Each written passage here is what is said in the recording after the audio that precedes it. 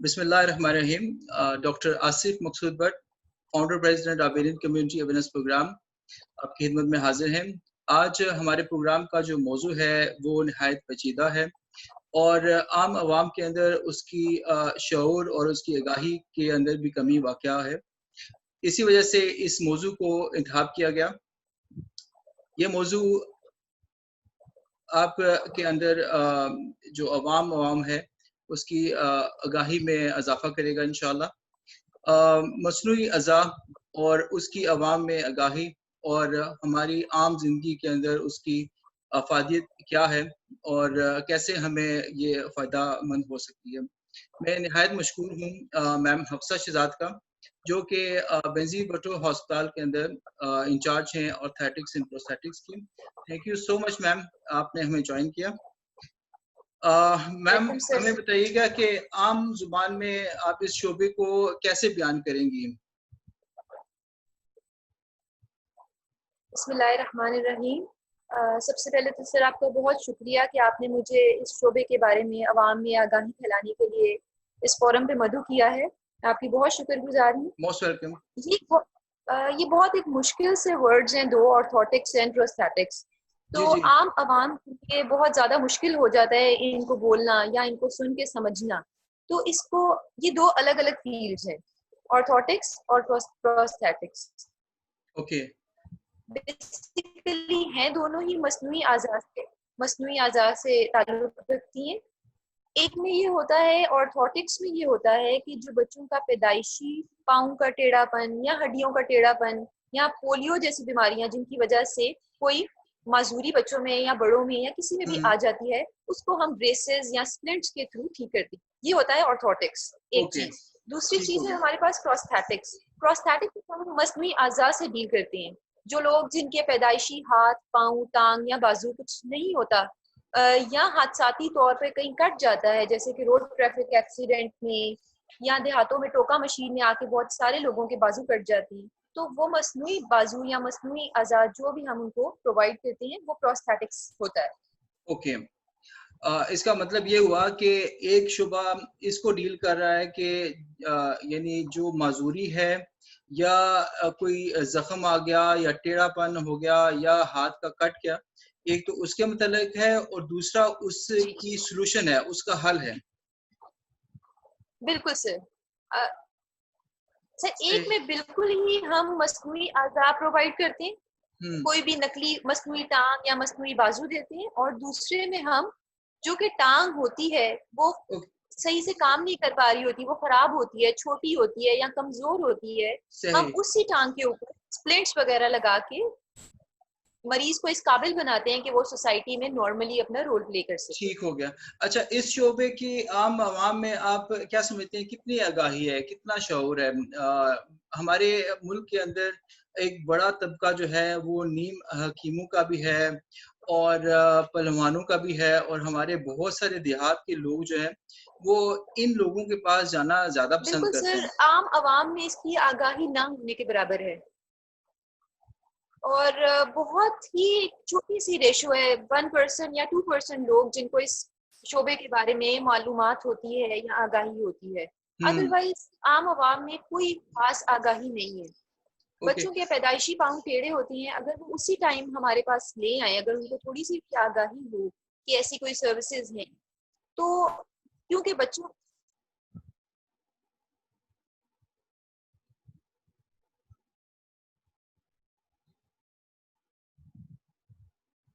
Hello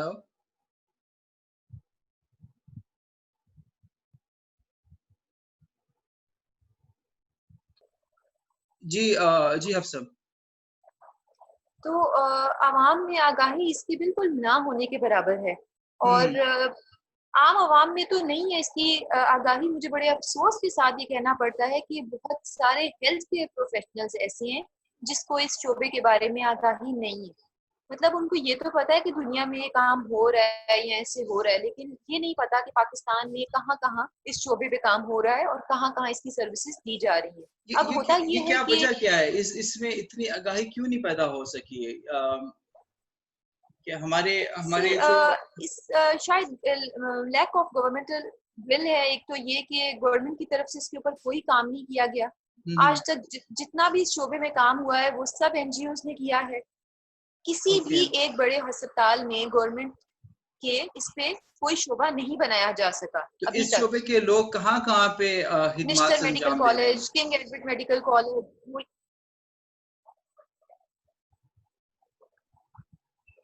जी जी अफसर, इस शोबे के लोग कहाँ कहाँ अपनी खिदमत अंजाम दे रहे हैं?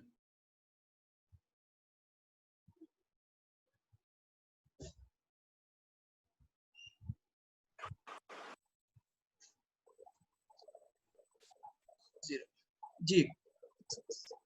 तो अवाम में मैं ये बताना चाह रही थी कि आज तक इसमें कोई आगाही के प्रोग्राम्स नहीं किए गए और लोगों को बिल्कुल भी इस बारे में कोई नॉलेज नहीं है कि माजूरी अब मजबूरी नहीं है। हम्म। और साइंस ने इतनी तरक्की कर ली है कि अब हमारे लिए कोई चीज मुश्किल नहीं है। हम पोलियो के पेशेंट्स नॉर्मल तरीके से बिल्कुल वॉक कर सकते हैं इस शोबे में, अगर वो आए अपना इलाज करवाएं। ठीक है। लेकिन क्योंकि उनको अवेयरनेस ही नहीं होती, वो हम तक हम्म। पहुंच ही नहीं सकते, तो हम उनका इलाज कैसे करें।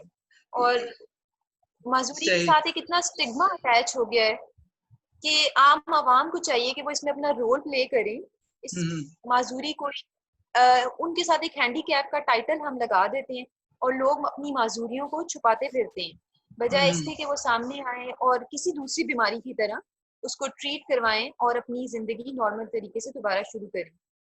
डेफिनेटली, क्योंकि इस वजह से, इस मजदूरी की वजह से काफी स्ट्रेस और एंजाइटी भी और एक सोशल स्टिग्मा भी आप वो कह रही हैं वो भी अटैच हो जाता है। तो बहुत ज्यादा।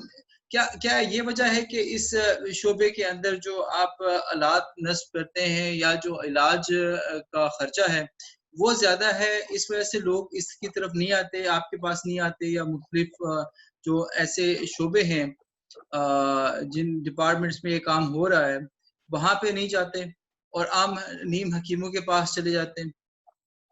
बिल्कुल सर, ये सबसे बड़ा रीजन है कि गवर्नमेंट की तरफ से इस चीज के ऊपर काम नहीं किया गया, जैसा मैं पहले बता रही थी। और एनजीओज ही जो भी काम कर रही हैं आज तक, वो मोस्टली एनजीओज कर रही हैं। और जहाँ जहाँ इसके सेंटर्स हैं भी, ये सर्विसेज काफी निस्बतन दूसरी सर्विसेज से महंगी होती हैं, जिसकी हम्म। वजह से आम आदमी इनको अफोर्ड नहीं कर सकता और वो हकीमों के पास या क्वैकरी की तरफ जाता है। हकीम में जो भी हकीम या इस किस्म के लोग होते हैं, और फिर आम जो लोग होते हैं वो उनकी एक्सेस में होते हैं, वो लोग, और वो सस्ते होते हैं, तो लोग उस तरफ जाते हैं ओके। सही नहीं, तो सर्विसेज गवर्नमेंट छोड़ के। गवर्नमेंट सेक्टर के अंदर भी इसके जो चार्जेस हैं वो ज्यादा हैं? जी सर, बहुत ज्यादा है। ऐसा होता है कि जो भी मसनूई आज़ा बनाने के लिए सामान रिक्वायर्ड होता है हमें, हम्म। वो मरीज को खुद जाके खरीद के लाना पड़ता है। ओके। और वो इतना महंगा होता है कि फिर मरीज कहते हैं कि हम हकीम से इलाज करा लेंगे, वो तो 500-600 रुपए में या इससे मतलब लाइक इसी रेंज में वो उनका इलाज करते हैं। हम्म।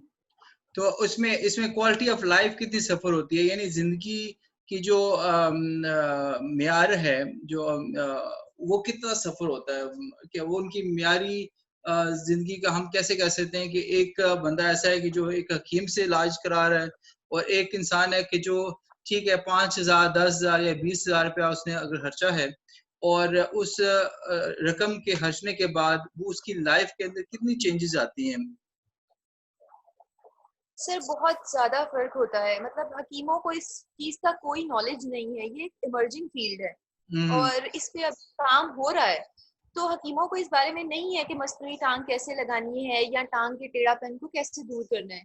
और हम्म। अल्टीमेटली होता यह है कि एक मरीज जो कि हकीमों के पास जा रहा होता है, वो जब अच्छी तरह बिल्कुल खराब हो जाता है, हम्म। फिर वो कहीं ना कहीं से थोड़ी बहुत उसको पता चलता है और फिर वो एंड पे हमारे पास ही आता है। और हम्म। तब काम इतना खराब हो चुका होता है कि हमें खुद बहुत प्रॉब्लम फेस करनी पड़ती है, सिर्फ इस सही। वजह से कि कुछ मरीज टाइमली हमारे कुछ पास मिसालें रिपोर्ट दे नहीं दे सकती पाता। हैं, या कुछ ऐसी एग्जांपल्स जो आपके पास आई हों और आप अवाम को क्या कुछ ऐसा एग्जांपल्स हमारे साथ शेयर करें कि अवाम को पता चले कि अगर वो उससे बच जाएं, हकीमों के पास जाने से बच जाएं और जो पहलवानों के पास जाते हैं उनके पास जाने से बच जाएं, और आपके पास आए, या आप जिस शोबे के अंदर हैं, मसनूई अज़ा और जो ऑर्थोटिक्स और प्रोस्थेटिक्स हैं, इसके डिफरेंट कहाँ-कहाँ सेंटर्स मौजूद हैं, वहाँ पे कहाँ पे जा सकते हैं, ताकि कुछ हमारे साथ शेयर करें ये।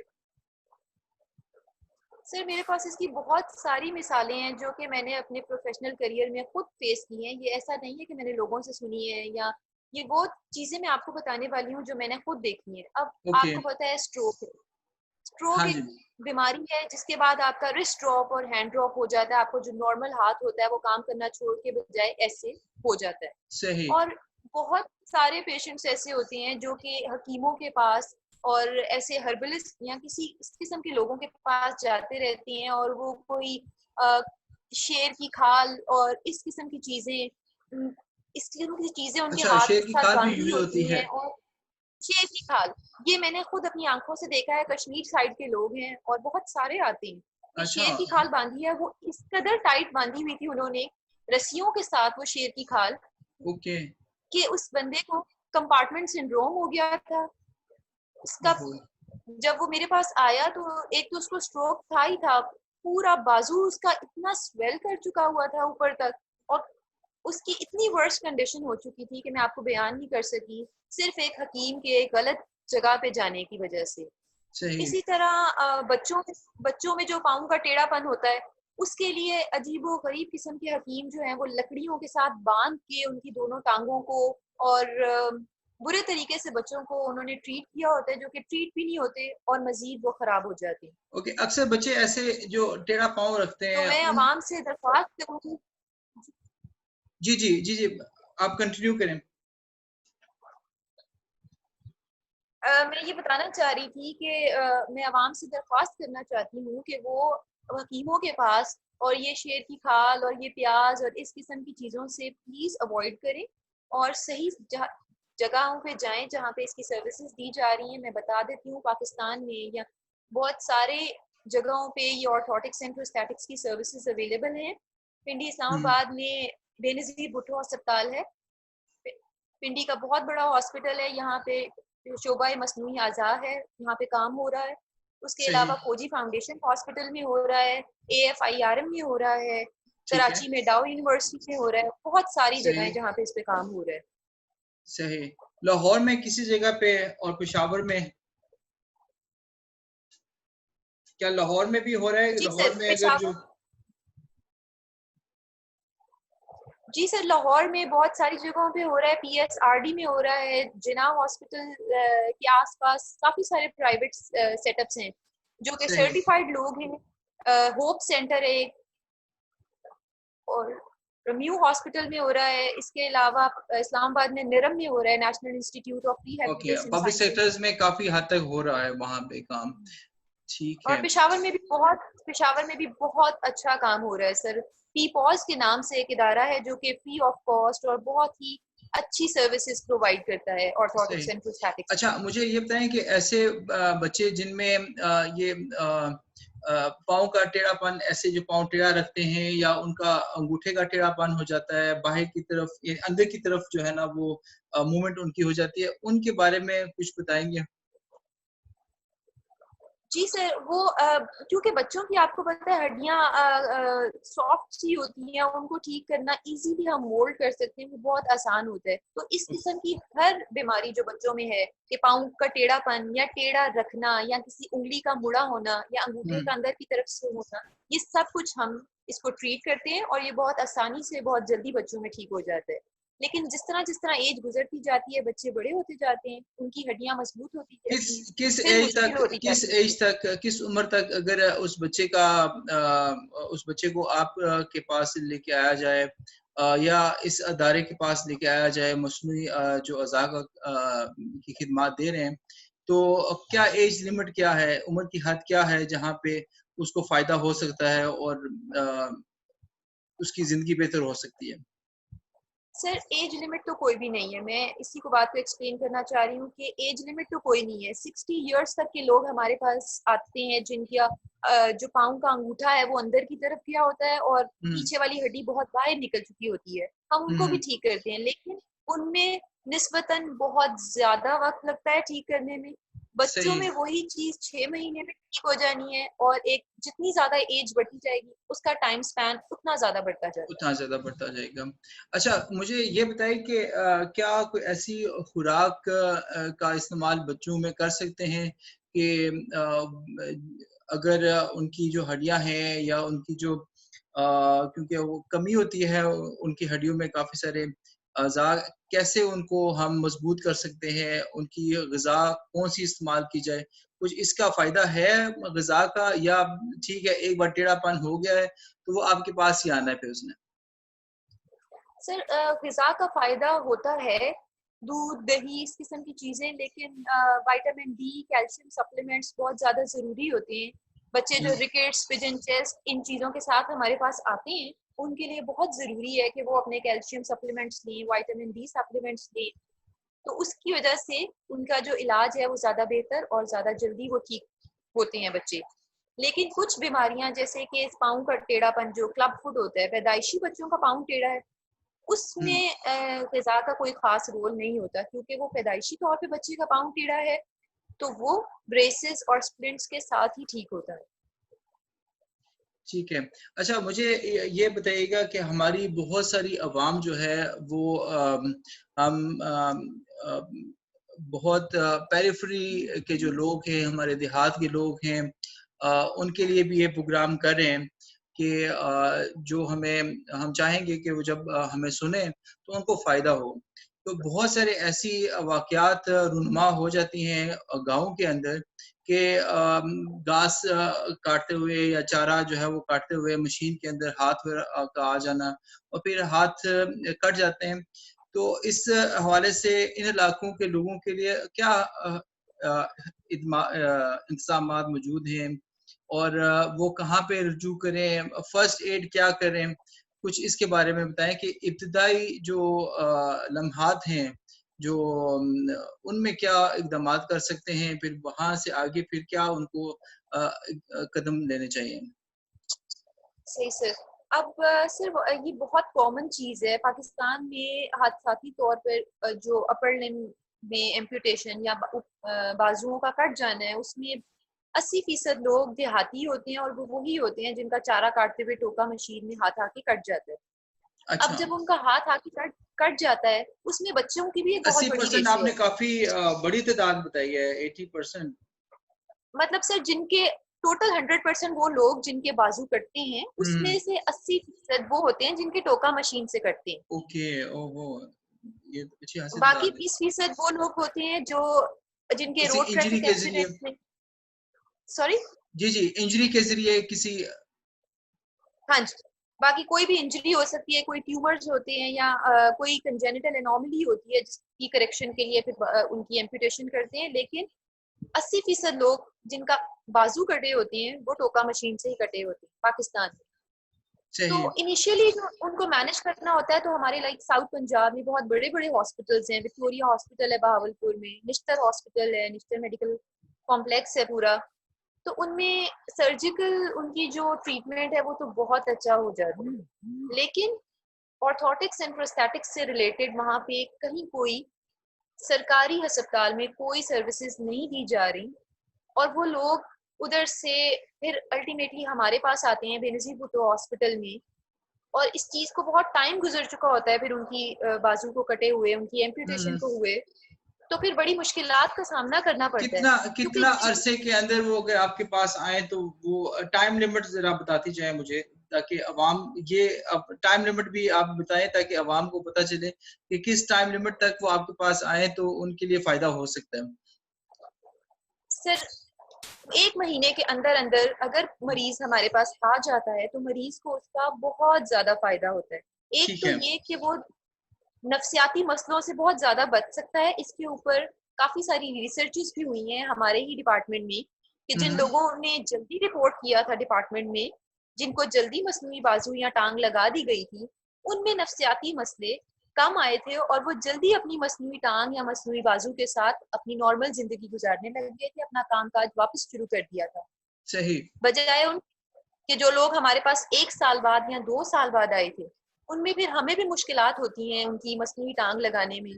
क्योंकि उनको बेड पे या व्हील चेयर पे रहने की इतनी आदत हो चुकी होती है कि आपको पता है मसल की एट्रोफी हो चुकी होती है, और फिर मुश्किलात का सामना होता है फिर हमें। सही। तो आप जो अर्ली डेज हैं, जो इब्तदाई अयाम हैं उनके, उसके अंदर क्या कोई साइकोलॉजिकल काउंसलिंग भी करते हैं उनकी? जी सर, बिल्कुल। उसके अंदर हमारी प्री प्रोस्थेटिक मैनेजमेंट होती है पूरी, जो कि 1 महीने का कोर्स होता है। उस 1 महीने में पेशेंट की सारी साइकोलॉजिकल काउंसलिंग होती है, पीर काउंसलिंग होती है, फिजियोथेरेपी होती है, और हमारी जो यानी अपनी उनके उसकी पीयर एक्सरसाइज। काउंसलिंग मीन कि आप उनके जो लवाहिकीन हैं, उनके जो जी, वरसा हैं, जो साथ में उनके लोग आए होते हैं, जो घर के अफराद हैं, उनकी भी आप काउंसलिंग करती हैं? और उनकी भी काउंसलिंग। जी, से और उस किस्म के और लोग जिनको हम ऑलरेडी कोई टांग या बाजू लगा चुके होते हैं, उनको भी उस सेशन में इन्वॉल्व कर लेते हैं, ताकि उनको थोड़ा आइडिया हो जाए कि उससे उनका मोराल थोड़ा बूस्ट अप हो जाता है, उनको ठीक पता है चल जाता है कि वो कि जो लाइफ पे उस वापस सदमे आ से जाए। जो लोग गुजरे होते हैं, आप उन लोगों से भी उनकी मुलाकात कराती हैं, एक ग्रुप सेशन जी सर। भी करते हैं, ताकि वो अपने ही ऐसे जिस लोगों से मुलाकात करें और उनकी जो सक्सेस स्टोरीज हैं वो अपने आंखों से देखें, और उनको जी यानी रोल बिल्कुल। मॉडल के तौर पे आप वो पेश करती हैं। और जी उसमें सर। से आप क्या फील करती हैं कि ये फील जो है, इसको इमर्ज करने के लिए, इसको उभारने के लिए क्या इकदाम करने चाहिए? राबेलियन कम्युनिटी अवेयरनेस प्रोग्राम तो अलाइड हॉस्पिटल्स के साथ हम प्रोग्राम कर रहे हैं और इंशाल्लाह आगे भी करेंगे। और हमारा जो मेडिकल सेक्शन है अलाइड हॉस्पिटल्स का, हेल्थ साइंसेज का जो सेक्शन है, उसके अंदर भी हम इंशाल्लाह आहिस्ता आहिस्ता चीजें कर रहे हैं। तो लेकिन एक यूनिट हम तो कर रहे हैं, लेकिन इसको पूरे पाकिस्तान में और देहातों तक फैलाने के लिए, अवाम में शऊर की आगाही के लिए और क्या इकदाम कर सकते हैं? और सर, सबसे आजकल जो हमारे पास पावरफुल टूल है वो मीडिया है हमारा। हम्म। जी, यहाँ पे आप सोशल मीडिया को यूज करें, आप टीवी, जो प्रिंट मीडिया है, इन सब मीडियाज को यूज करके इसमें आवाम में हम आगाही जो है वो फैला सकते हैं। और टीवी पे शोज होने चाहिए इस बारे में कि क्या क्या सर्विसेज हैं और किस तरह की सर्विसेज हैं और कहाँ कहाँ हैं, ताकि एक जनरल पब्लिक जो हमारी आम आवाम है उसको इस बारे में पता चल जाए। अब बदकिस्मती से जो भी सेमिनार्स या कॉन्फ्रेंसेस होती हैं वो बड़े बड़े होटल्स में या मेडिकल यूनिवर्सिटीज में होती हैं, और वो सिर्फ एक स्पेसिफिक क्लास तक ही नॉलेज या मैसेज जाता है कि ये सही। सर्विसेज नई इंट्रोड्यूस करवाई हैं। तो इसको जनरल पॉपुलेशन में करने के लिए बहुत ज़रूरी है कि मीडिया को यूटिलाइज किया जाए और टीवी पे शोज कंडक्ट करवाएं और इसके एड्स वगैरह बनाएं। जैसे डेंगू के एड्स चलते हैं, और अब बहुत ज़्यादा कंट्रोल्ड और कितनी एक ऑर्गेनाइज्ड वो सारा प्रोसेस है। तो बाकी रावलियन कम्युनिटी अवेयरनेस प्रोग्राम तो बहुत एक अच्छा सोर्स है, और हम शुक्रगुजार हैं आपके कि आपने एक इतना अच्छा इनिशिएटिव लिया, और ये बहुत एक ज़बरदस्त चीज़ है। Thank you so much ma'am. आपका हम बहुत मशहूर हैं। ऑल द वे आपने हमें अपने मसरूफियात से ये जो टाइम निकाला, और आवाम की शऊर के लिए इस टाइम के लिए हम आपके बहुत मशहूर हैं। और आवाम को मैं सिर्फ जी एक चीज़ ये बताना चाहूँगा कि prevention is better than cure, परहेज़ इलाज से बेहतर है। बिल्कुल। आप जब भी कोई काम करें, और अगर मोटर बाइक चला रहे हैं या कुछ आप टोका मशीन का इस्तेमाल कर रहे हैं, कुछ भी आप कर रहे हैं, तो अपने एहतियात लाजमी बरतें और जल्दबाजी ना करें। एहतियात ही एक वाहिद इलाज है जिससे आप अपने आप को सेहतमंद और बिल्कुल। तंदुरुस्त रख सकते हैं। और बेहतर ये है कि आप मुस्तनद और जो माहिर अमराज के जो हमारे डॉक्टर्स हैं उनके पास जाएं, और उन्हीं से आप इलाज कराएं, ताकि आपका इलाज जो है वो अच्छा हो और पायदार हो और मियारी ज़िंदगी के काबिल आप बने। तो इसी हवाले से मैं आपका दोबारा शुक्रिया करता हूँ। और no problem sir. Thank you so much. और अवाम का बिल्कुल सर। मैं दोबारा कहना चाहूँगा आवाम को कि प्लीज़ आप अपनी सेहत का ख्याल रखें, और जो भी ऐसे नीम हकीम हैं और जो कहते हैं जी पहलवान के पास जाना है, उनसे आप प्लीज़ मैं आपके पास हाथ जोड़ के जो है ना आपसे माफ़ी मांगता हूँ कि आप उन पर ना जाएं और अपनी ज़िंदगी का ख्याल रखें। Thank you so much. Thank you so much Hafsa Shahzad, आपका दोबारा शुक्रिया। इसी अल्फाज के साथ आपसे इजाज़त चाहते हैं। अस्सलाम वालेकुम। पाकिस्तान वालेकुम जिंदाबाद।